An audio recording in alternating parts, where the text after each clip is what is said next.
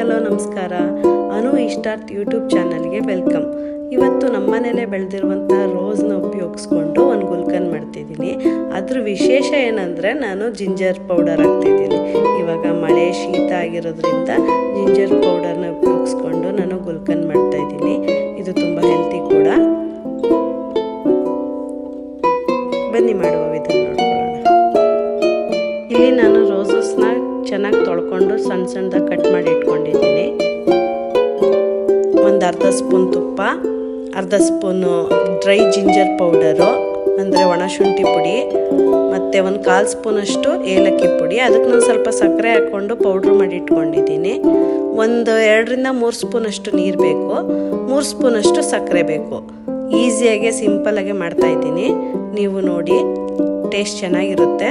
Try ಮಾಡಿ ಒಂದು ಸಲ, ಚೆನ್ನಾಗಿರುತ್ತೆ.